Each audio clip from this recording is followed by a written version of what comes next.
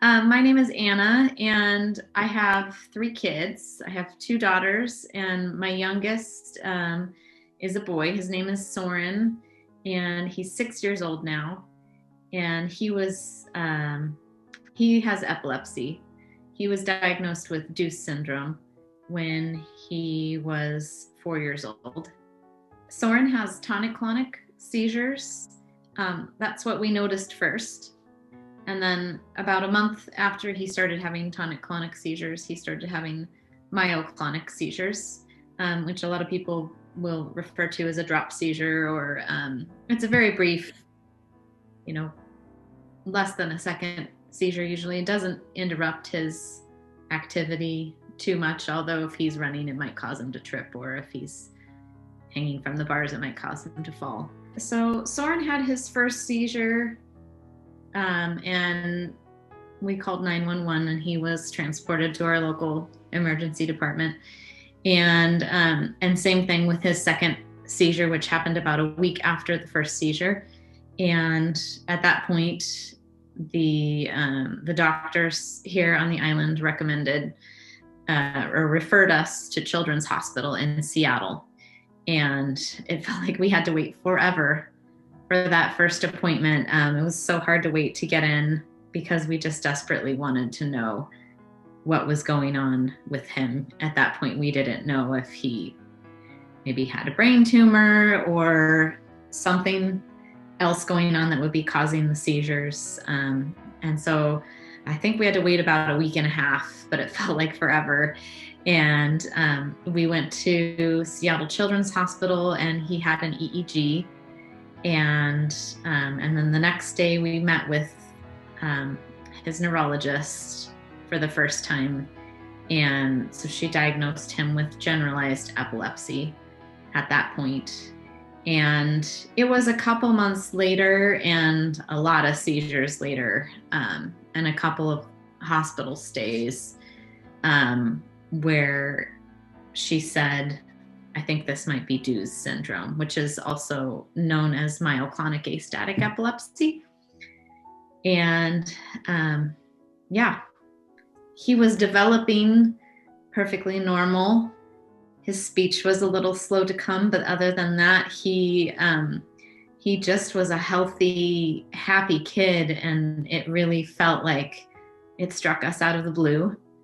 I remember friends asking about it, and you could tell that it really rattled them too, that you could have this child so healthy and then just all of a sudden be taken down by seizures. And it really felt like it came on quite fast. Going from his first seizure, and then a week later, the second seizure. And then a few weeks after that, he had, I think he had 3 or 4 seizures in a day. And that was the first time that we were flown down to Seattle Children's Hospital and ended up staying 2 nights to get seizures under control and try to figure out what was going on with him. Our world was just turned upside down when he started having seizures, upside down and inside out, just completely, everything just felt so wrong. And we didn't know what was causing it, which is something that I think a lot of us parents struggle with, is wanting to know a reason why and searching for a reason why. And lots of times there isn't an answer to that. For Chris and I as parents, it was just really hard to see him suffer and to struggle and to wake up in the hospital and not know how he got there, and not know why his head hurt, or why he had IVs in his arm. That part was really hard. It was hard because we did have to be apart from our girls for a couple of extended periods of time. And so it was really hard to be apart. And it's also just very isolating. You feel like you're the only one in the world going through this. And we know that's not true, but within our small community, I don't know any other parents that are going through the same thing. but our community has been very supportive, and I'm very grateful for that. The neurologist that we were assigned to in the beginning was amazing, and she would respond to my emails usually the same day, and if not the next day. She told us at our first appointment that she didn't want us to feel like we needed to wait for our next appointment to get any of our questions answered. And that was a huge weight off our shoulders. And she was very good at responding to all of our questions right away. And I think that that's really important for families to have access to answers because they feel so urgent when your child's really struggling. And they are urgent. So yeah, I think feeling isolated and just feeling like there's so much that we didn't know. We had so much to learn. And our daughters had a lot to learn too. And I think that they have learned a great deal of compassion through watching their brother go through what he's gone through. For people with epilepsy, but also just people with any sort of medical condition. They've been very patient with him and very caring. And I have a picture that I'll always love. And I took it shortly after Soren had a tonic-clonic seizure, and he was recovering by sleeping, and we had him set up on the couch where we could all keep an eye on him, and his sisters each grabbed a book and are sitting on either side of him, just being there with him. They started him on Keppra initially, and I'm not sure if they helped with the seizures or not. They didn't make them go away completely, and it put him in a terrible mood, and it was really unbearable. And it was unbearable. I think we did it for about a month and a half, and I just told his neurologist that we couldn't live this way, because Soren is very sweet and even-keeled, and he just an easygoing, sweet kid. And the day after he started Keppra, he had an 1.5 hour long tantrum, and it was awful. I just remember crying and thinking, how can I possibly live my life this way? And they told me, well, yeah, that's pretty common, but that side effect tends to fade away with time.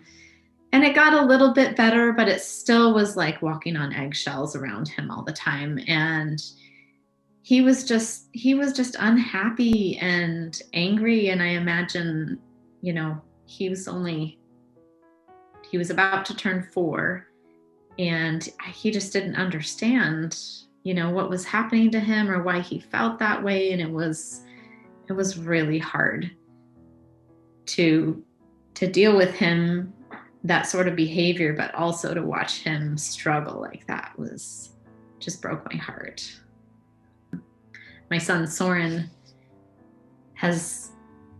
didn't have a whole lot of awareness at first about that he was having seizures. And we've always been really open with him, but we've always kept it really simple. Like, we tell him, you had a seizure, but you're okay, you're safe. And about a year ago, he started being really curious about, well, do other kids have seizures? And wanted to learn about, and meeting other kids with seizures hasn't really been possible. I've been able to share through some of the Facebook groups. I'd show him every time I found a picture of a kid holding a sign that they were seizure-free for a year or a month or for however long it had been. And so when he hit his first 1 month seizure-free, he wanted to make a sign and have his picture taken. And so we did that, and we shared it with some of the groups that we're a part of on Facebook. And so that's kind of been our go-to little way of celebrating some of those milestones that we've made it to. So before Soren was diagnosed with epilepsy, a couple months before his first seizure, we went to have Christmas with my family in California, and my sister had started herself on a keto diet for a number of reasons, but including for migraines that she was having. And I remember thinking, what is this crazy diet? It is so extreme. And so we were traveling home, and we were sitting waiting to catch our ferry. And I was Googling the ketogenic diet, wanting to know more about what my sister was doing and why. And I remember reading that it was developed as a treatment for children with epilepsy a long time ago. I think it was the 1920s. And I remember saying to my husband, that is crazy. Can you imagine having to put a child on a diet like that?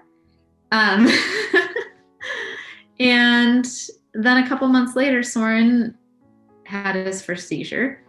And so it was kind of already in my mind. A friend who worked as a nurse and had worked in an epilepsy unit had mentioned it to me.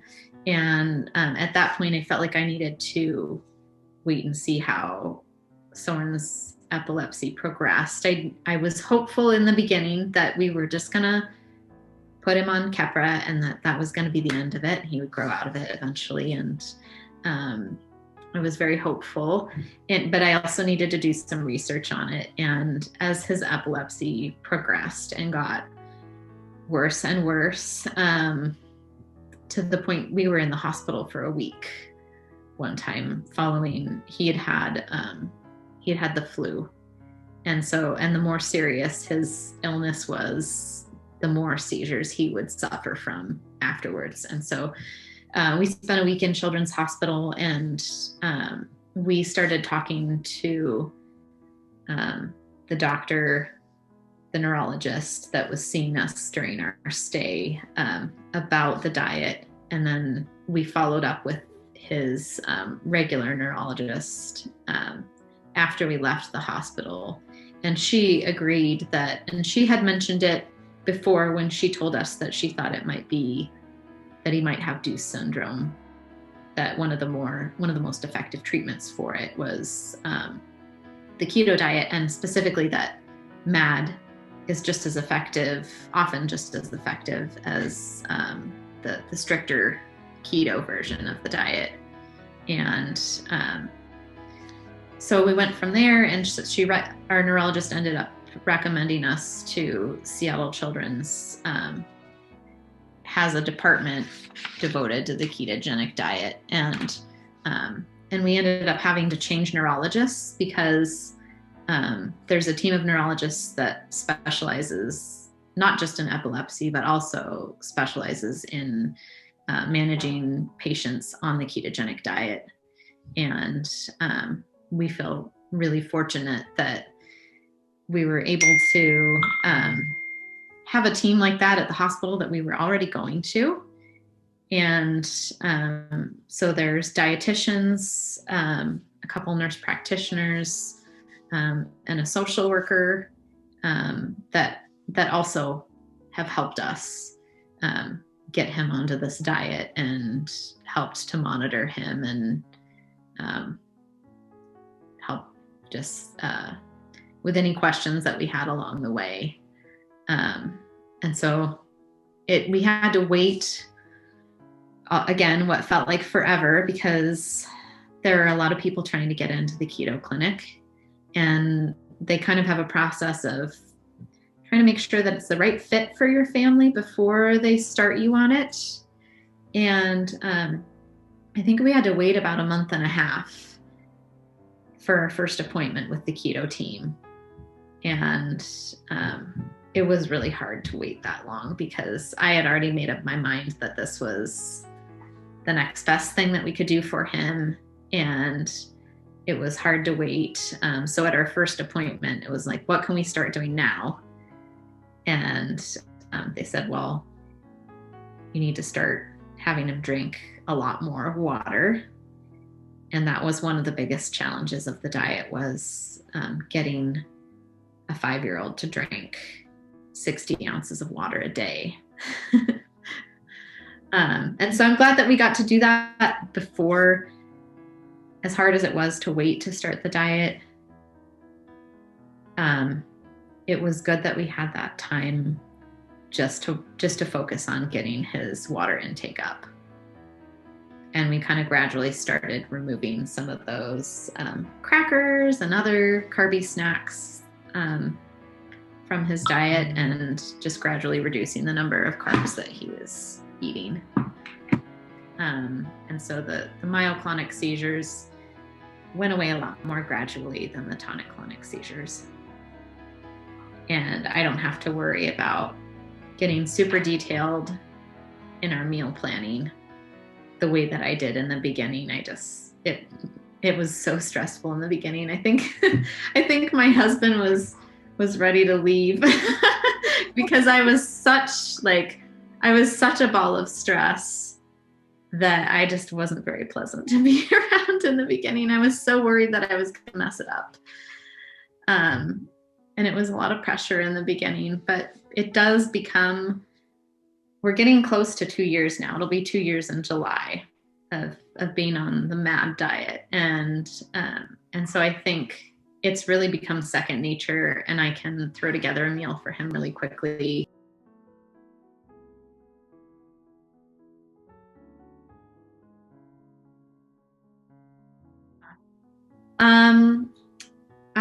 I think I would say, well, first of all, that I'm so sorry, because it is so, so hard.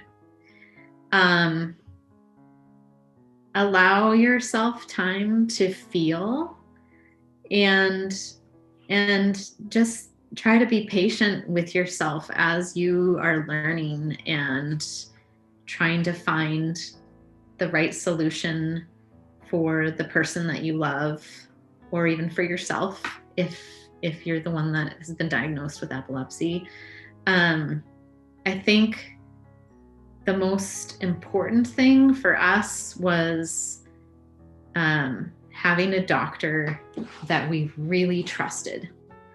And I've heard a lot. I feel like we were very lucky in that the neurologist that we were assigned to was an incredible fit for us from the beginning. And it was one of the challenges of deciding to start the diet, because we had to leave her and go to a new neurologist.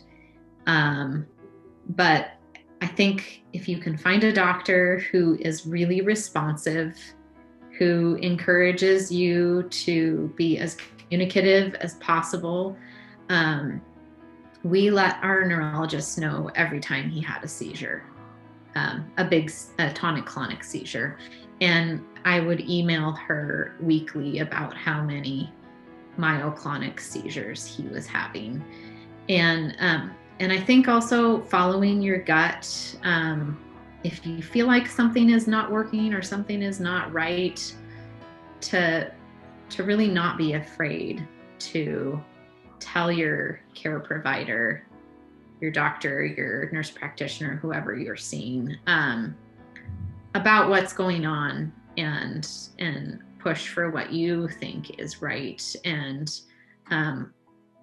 hopefully, if you find a doctor who's a good fit, they're going to value that feedback from you, and use that in a way that is going to direct your care, your child's care, in the right direction. I really think communication is very key in finding that right treatment. I think it's taught us to, on the positive side of all the hardness, it's taught us just to appreciate the little things in life. Because sometimes when you're having a hard seizure day, it's just like, you're just thankful that you have a warm cup of coffee, or that there's flowers blooming outside. And so just learning to have gratitude for all the little things and the big things. And we try to celebrate all the small victories that we've had, even when it was just like, oh, today is less seizures than yesterday. That's something to celebrate. And of course, we've celebrated big milestones too, like having made it seizure-free for a full year. And now I'm getting to the point where I feel like sharing our story with other people is important, and kind of in a way being on the other side. I mean, we don't really know that we're on the other side. We don't know if the seizures are going to come back or not, but feeling like we have a whole lot more hope than we did at one point. And I think it's important to share that hope with other people, because there was a time when I thought this would be impossible. I didn't think we would ever see seizure-free days.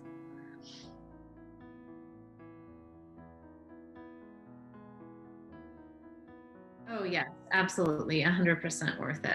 I would do it again, and I think the only thing that I would do differently would be to try to start him on the diet sooner. We did the best that we could, and I'm just grateful that he's made it to the place that he's at right now.